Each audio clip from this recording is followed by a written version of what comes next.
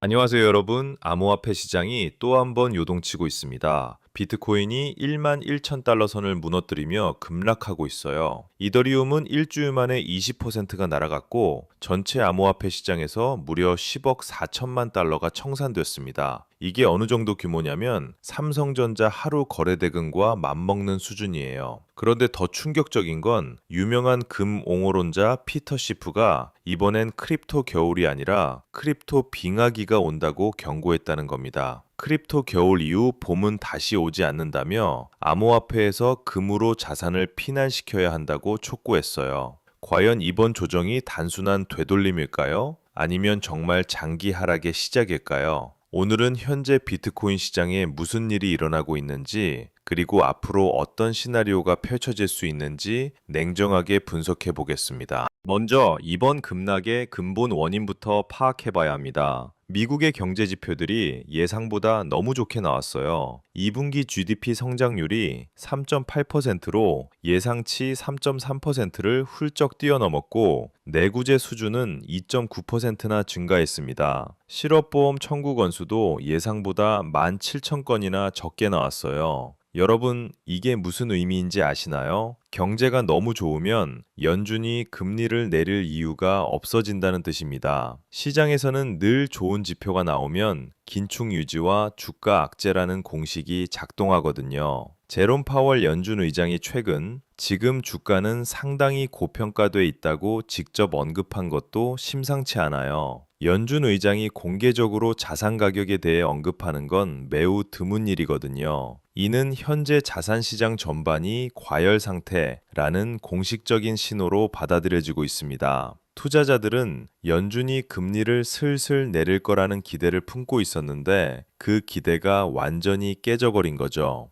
더 중요한 건 기관 투자자들의 움직임입니다. 로스차일드 앤 코가 오라클에 대해 매도 의견을 제시하며 클라우드 계약 매출이 과대평가됐다고 경고했어요. 이런 식으로 대형 금융기관들이 기술주와 위험 자산에 대해 부정적 시각을 드러내기 시작했습니다. 특히 마이크로 스트래티지 같은 비트코인 보유 기업들이 타격을 받고 있어요. 주가가 고점 대비 45% 넘게 하락했거든요. 피터 시프가 비트코인을 대규모로 보유한 기업들에겐 매우 가혹한 약세장이 될 것이라고 경고한 이유가 여기에 있습니다. 이건 마치 도미노처럼 연쇄 반응을 일으킬 수 있어요. 기업들이 비트코인을 매도해야 하는 상황이 오면 그 물량이 시장에 추가적인 하방 압력을 가할 수밖에 없거든요. 실제로 기관들은 이런 상황을 미리 예측하고 있었을 가능성이 큽니다. 지표 발표는 차익 실현의 명분이 되어버리죠. 이런 흐름은 전형적인 셀 더 뉴스 전략입니다. 지표가 좋게 나올 걸 알고 들어가서 막상 발표되면 그걸 모르는 개인 투자자에게 물량 넘기고 빠져나오는 구조예요. 많은 분들이 반감기가 있으니까 비트코인은 결국 오를 거야 라고 생각하시는데 과연 그럴까요? 역사적으로 보면 반감기 이후 1년 동안 큰 상승을 보인 게 맞아요. 2012년 첫 번째 반감기 후에는 8,782%, 2016년에는 285%, 2020년에는 561% 상승했거든요. 하지만 여기서 놓치면 안 되는 포인트가 있어요. 반감기 직후 1에서 3개월 동안은 오히려 가격이 하락하거나 횡보했다는 사실입니다. 시간 지연 효과라고 부르는 현상이죠. 더 중요한 건 이번 반감기는 과거와 완전히 다른 환경에서 일어나고 있다는 거예요. 현물 ETF를 통한 기관 자금 유입이라는 새로운 변수가 생겼지만 동시에 연준의 긴축 정책과 글로벌 유동성 축소라는 역풍도 맞고 있거든요. 일부 전문가들은 반감기로 인한 공급 감소 효과보다 ETF를 통한 기관 수요 증가 효과가 더 크다고 분석하고 있지만 JP 모건 같은 투자은행은 정반대의 전망을 내놓기도 했어요. 결국 반감기만으로는 현재 상황을 설명하기 어렵다는 뜻이에요. 지금 상황을 보면 시장 구조 자체가 바뀌고 있어요. 과거에는 소매 투자자들이 주도하는 시장이었다면 지금은 기관 투자자들의 영향력이 훨씬 커졌습니다. 이들은 거시경제 데이터와 연준 정책에 훨씬 민감하게 반응해요. 실제로 지난밤 나스닥 값과 비트코인이 동반 하락한 것도 이런 맥락에서 봐야 합니다. 비트코인이 더 이상 독립적인 자산이 아니라 위험 자산의 일부로 취급받고 있다는 뜻이거든요. 또 한제 QT 양적 긴축, 국채 대량 발행, 글로벌 긴축 정책이 동시에 진행되고 있어요. 이런 환경에서는 아무리 좋은 뉴스가 나와도 시장에 들어올 돈 자체가 제한적일 수밖에 없습니다. 시장은 지금 유동성 자체가 줄고 있는 중입니다. 아무리 지표가 좋아도 돈이 들어오는 장에서는 주가가 오르기 어려워요. 지표가 문제가 아니라 돈의 흐름이 멈춘 게 문제입니다. 이미 기대감은 시장에 다 반영돼 있었는데 실제 발표된 수치가 너무 강해서 투자자들의 시나리오가 완전히 틀어져 버린 거죠. 10억 4천만 달러 청산이 얼마나 큰 규모인지 실감하시나요? 이건 카카오뱅크 시가총액의 절반에 해당하는 금액이에요. 이런 대규모 청산이 일어나면 추가적인 하방 압력이 계속 이어질 수밖에 없어요. 특히 레버리지를 끼고 있던 투자자들이 강제 매도에 나서면서 악순환이 반복되고 있거든요. 더 문제는 이런 청산이 한 번에 끝나는 게 아니라는 점이에요. 가격이 떨어지면 또 다른 청산 라인을 건드리게 되고 그러면 추가 매도가 이어지는 구조입니다. 이더리움의 경우 일주일 만에 20%나 하락했는데 이는 알트코인들이 비트코인보다 훨씬 취약하다는 걸 보여줍니다. 시장 전반의 유동성 리스크가 심각한 수준임을 나타내는 거죠. 특히 선물 시장에서 롱 포지션들이 대량으로 정리되면서 현물 시장에도 영향을 미치고 있어요. 이런 상황에서는 기술적 분석이나 펀더멘털 분석보다는 리스크 관리가 더 중요해집니다. 청산 압력이 완전히 해소될 때까지는 반등이 있어도 지속성을 갖기 어려울 수 있어요.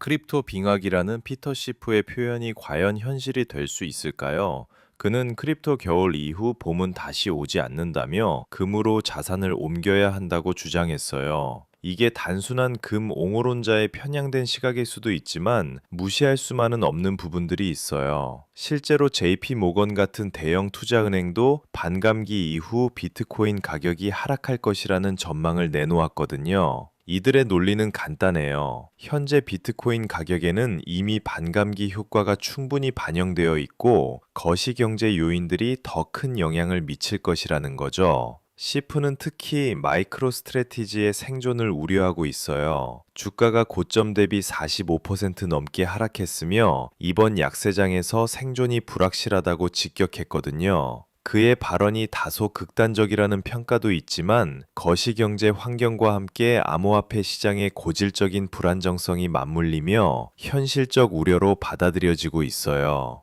암호화폐에 대한 근본적인 불신을 반영한 것이라는 그의 주장도 일리가 있어 보입니다. 차트상으로도 여러 조정 신호들이 나타나고 있어요. 11만 달러라는 심리적 저항선이 무너진 것 자체가 큰 의미를 갖습니다. 이는 단순히 숫자의 문제가 아니라 시장 참가자들의 심리가 바뀌고 있다는 신호거든요. 또한 거래량 패턴을 보면 하락 시 거래량이 증가하고 반등 시 거래량이 감소하는 영형적인 약세 패턴을 보이고 있어요. 이는 매수세보다 매도세가 더 강하다는 의미입니다. 지지선들이 연속적으로 무너지면서 다음 지지 구간을 찾기가 어려워지고 있어요. 특히 10만 달러, 9만 5천 달러, 9만 달러 이런 식으로 큰 단위의 심리적 저항선들이 줄줄이 테스트받을 가능성이 높아 보입니다. RSI나 MACD 같은 보조 지표들도 과매도 신호를 보이고 있지만 강한 하락 추세에서는 이런 IT표들이 제대로 작동하지 않는 경우가 많아요. 볼린저 밴드 하단을 이탈하면서 추가 하락 여력을 보이고 있고 이동 평균선들도 데드크로스를 형성하며 하락 추세를 뒷받침하고 있어요. 무엇보다 시장 참가자들의 공포 심리가 확산되고 있다는 점이 가장 우려스러운 부분입니다. 비트코인만의 문제가 아니라 글로벌 자산 시장 전체의 문제예요. 유럽 증시도 일제히 하락했어요. 유로스톡스 50 지수가 0.51%, 독일 닥스가 0.81%, 프랑스 CAC가 0.51%씩 떨어졌거든요. 이는 위험 회피 심리가 전 세계적으로 확산되고 있다는 증거입니다. 특히 중국 경제 둔화, 유럽의 에너지 위기, 미국의 인플레이션 우려 등이 복합적으로 작용하면서 글로벌 유동성이 축소되고 있어요. 이런 환경에서는 비트코인 같은 위험 자산이 가장 먼저 타격을 받을 수밖에 없습니다. 국제 유가도 약세를 보이고 있고 달러 강세가 지속되면서 신흥국 자산들도 동반 하락하고 있어요. 이는 전형적인 위험 회피 현상이죠. 각국 중앙은행들의 긴축 정책도 계속되고 있어서 당분간은 이런 흐름이 지속될 가능성이 높아 보입니다. 특히 한국, 일본, 유럽 등 주요 국가들도 인플레이션 압력으로 인해 금리 인하를 쉽게 단행하기 어려운 상황이에요. 글로벌 동조화 현상이 나타나면서 비트코인도 이런 흐름에서 자유로울 수 없게 된 거죠. 지금까지의 분석을 종합해보면 이번 비트코인 조정은 단순한 되돌림이 아닐 가능성이 높아 보입니다. 연준의 매파적 스탠스, 기관 투자자들의 위험 회피, 글로벌 유동성 축소, 그리고 과도한 레버리지 청산까지 이 모든 요인들이 동시에 작용하고 있어요. 물론 비트코인의 장기적 가치를 부정하는 건 아닙니다. 하지만 현재 상황에서는 상당한 조정을 각오해야 할 것 같아요. 특히 10만 달러 아래에서 상당 기간 머물 가능성도 배제할 수 없고요. 피터 시프의 크립토 빙하기 발언이 완전히 틀렸다고 단정하기는 어려워 보입니다. 적어도 단기적으로는 상당한 하방 압력이 지속될 가능성이 높거든요. 투자하시는 분들께서는 무엇보다 리스크 관리에 신경 쓰셔야 할 때입니다. 레버리지는 드대한 줄이고 분산 투자를 통해 포트폴리오를 보호하는 게 현명한 선택일 것 같아요. 시장은 항상 예측할 수 없지만 적어도 현재 신호들은 조정에 대비해야 한다는 메시지를 보내고 있습니다. 마지막으로 한 가지만 더 말씀드릴게요. 이런 격변의 시기에 혼자서 모든 정보를 분석하고 대응하기는 정말 어려워요. 하루 종일 뉴스만 볼 수도 없고 차트만 들여다 볼 수도 없잖아요. 저희 텔레그램 커뮤니티에는 이런 급변하는 시장 상황을 실시간으로 분석하고 공유하는 사람들이 모여 있어요. 시황 브리핑부터 시작해서 포지션 변화, 손실 코인 상담, 급등 코인 발굴, 트레이딩 뷰 차트 공유까지 매일 무료로 나누고 있거든요. 특히 지금 같은 조정장에서는 정말 많은 변수들이 복합적으로 작용해요. 연준 정책 변화부터 시작해서 기관 자금 움직임, 청산 압력, 지지 저항선 분석까지 혼자서 다 추적하기는 현실적으로 불가능하죠. 커뮤니티에서 함께 정보를 공유하고 분석하면 훨씬 효율적으로 대응할 수 있어요. 투자는 결국 혼자 버티기보다 같이 준비하고 같이 견디는 게 훨씬 수월하거든요. 가입 조건은 없고 100% 무료입니다. 관심 있으시다면 고정 댓글 링크 통해 바로 입장하실 수 있어요.